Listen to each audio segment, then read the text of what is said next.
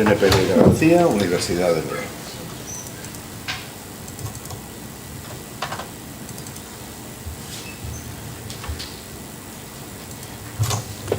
Muchas gracias.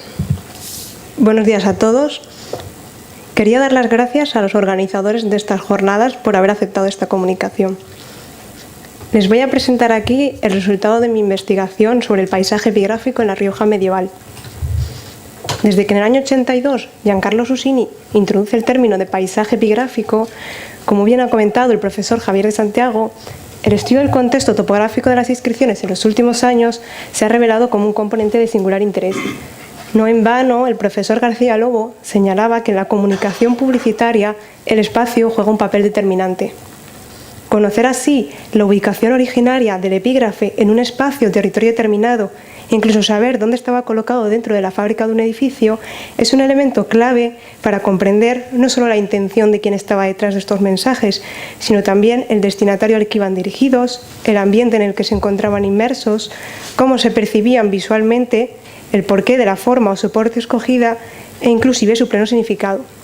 De este modo he querido profundizar en el estudio espacial del fenómeno epigráfico, pues me parece un tema importante en el que debemos incidir. Sin entrar en debate sobre lo adecuado o no de utilizar este concepto amplio de paisaje epigráfico para referirse unos al horizonte epigráfico y otros a los programas monumentales, creo que sí que tenemos que tener en cuenta bajo un postulado pragmático que el contexto, el emplazamiento en el que se daba esta comunicación tenía una gran influencia en la interpretación del significado.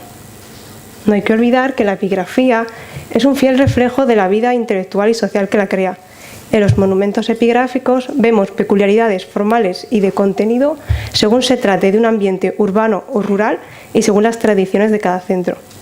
Por eso en mi investigación, de lo más genérico a lo más concreto, he querido analizar primero la distribución geográfica de los epígrafes de La Rioja en la Edad Media para aproximarnos a lo que fue su paisaje cultural. Como en ocasiones se olvida que la epigrafía medieval tuvo un pasado del cual heredó unas formas y costumbres, he creído conveniente, antes de nada, comparar estos centros de producción con lo que hubo aquí en esta provincia en el mundo romano para determinar el peso que tenía aquí la tradición clásica. A continuación me referiré brevemente a los talleres epigráficos en la Edad Media y, por último, ya en el ámbito de la ciudad, a los centros urbanos publicitarios. Con esto pretendo que nos acerquemos a una visión global del paisaje epigráfico medieval en La Rioja y, de manera más concreta, nos detengamos en la epigrafía que tuvo lugar en la ciudad. La epigrafía romana de La Rioja fue publicada en 1986 por Urbano Espinosa, quien recogió un poco más de un centenar de inscripciones datadas principalmente entre los siglos I y IV después de Cristo. Como se puede apreciar, la mayoría de los hallazgos epigráficos se concentraban en torno a los núcleos urbanos próximos a la calzada del Ebro, que siguiendo el curso del río atravesaba toda la provincia de este a oeste. En torno a esta arteria, en la unión del río Ebro con sus afluentes, se produjo el desarrollo urbano en la región. Un rasgo significativo que llama la atención, no obstante, es que las ciudades romanas de la Rioja Baja, como por ejemplo Calagurris y Gracurris, con una gran importancia histórica, apenas han conservado o han dejado testimonios epigráficos.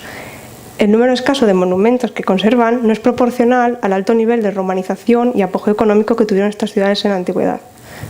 En cambio, en la zona montañosa de Cambero Nuevo, con una aparente menor incidencia histórica, concentra uno de los focos con mayor producción epigráfica, donde se ha localizado una oficina lapidaria en el siglo II encargada de la elaboración de estelas funerarias.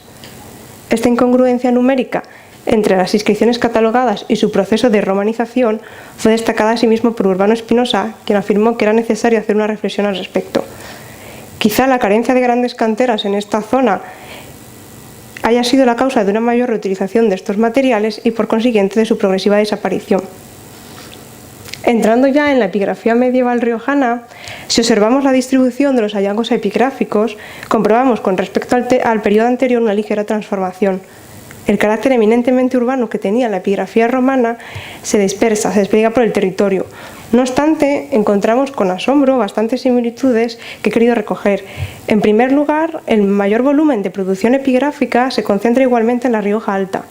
Es curioso que si el centro de mayor producción epigráfica en el mundo romano estuvo en Tricio, este punto de aquí, en el mundo medieval estaba en la ciudad de Nájera, que será capital del reino pamplonés, situada a 2 kilómetros apenas de distancia. Lo mismo podemos decir con respecto a las inscripciones halladas en torno a Santo Domingo en la Calzada y Grañón, que se asientan próximos a la antigua Libia, y la ciudad de Logroño junto a la antigua Varella. Es interesante comprobar cómo se repiten prácticamente los mismos espacios geográficos de cultura epigráfica.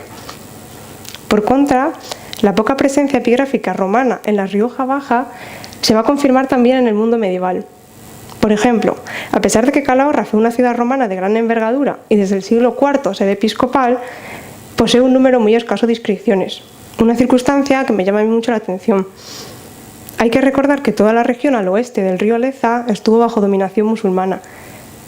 Los numerosos conflictos en esta zona pudieron haber ocasionado mucho daño a la epigrafía, aunque en todo caso las referencias parecen apuntar más bien a que tuvo una producción escasa. Hasta aquí lo que se refiere a la distribución geográfica de las inscripciones. Si entramos en lo que atañe a los talleres epigráficos, volviendo al mapa anterior, debemos indicar que la dispersión y escasez de inscripciones en esta provincia, con ejemplos esporádicos en el tiempo, dificulta acercarnos al conocimiento de los talleres medievales. Lo único que podemos afirmar por el momento, y de acuerdo con García Lobo, es que existían grandes diferencias entre el mundo urbano y el mundo rural, a lo que tal vez añadiría, y según la tradición romana de cada centro. Pues el pasaje epigráfico tuvo, como vemos, una gran influencia en el desarrollo de la epigrafía medieval. No solo en base a la concentración de hallazgos epigráficos, sino también en relación a los caracteres internos y externos de las inscripciones. El estudio de las cuestiones palográficas y estilísticas de los monumentos nos lleva a confirmar la división que un día Encarnación Martín López fijó en función de la cercanía o no de un escritorio librario.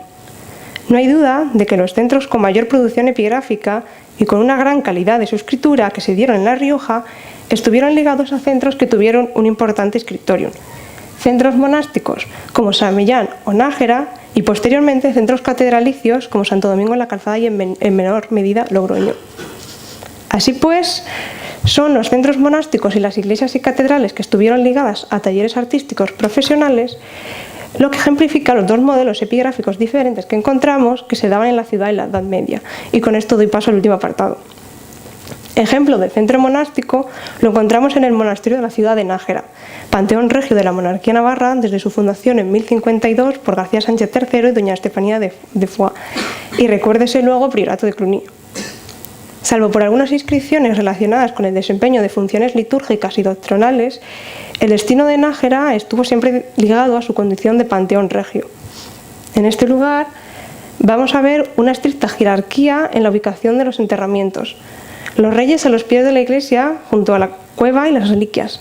A la derecha, los infantes, y más alejados en el claustro, los caballeros. Con el paso del tiempo, las propias sepulturas de los monarcas se van a convertir ellas mismas en objeto de veneración. Estos monasterios con panteón regio, situados próximos normalmente al Camino de Santiago, solían situarse próximos al Camino de Santiago, porque así los peregrinos no solo oraban por el alma de los difuntos, sino también iban a contribuir a crear una imagen o a difundir una imagen de la monarquía. La ubicación de la inscripción en uno de los lados del sepulcro creo que puede ser un indicativo de la ubicación o cómo se mostraba este sepulcro de cara al público y cómo se veía. Finalmente, el segundo modelo que encontramos en la ciudad es el de la catedral. Situadas en pleno centro neurálgico de la ciudad, más abiertas al público, me parece que fueron concebidas desde un principio con una clara función catequética o doctrinal destinada a explicar los preceptos religiosos a los fieles.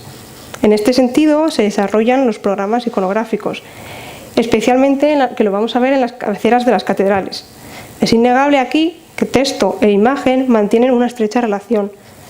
Es lo que Jas Sanders calificaba como la tercera dimensión de los monumentos epigráficos, pues un epígrafe no puede ser atendido sin los demás elementos vinculantes.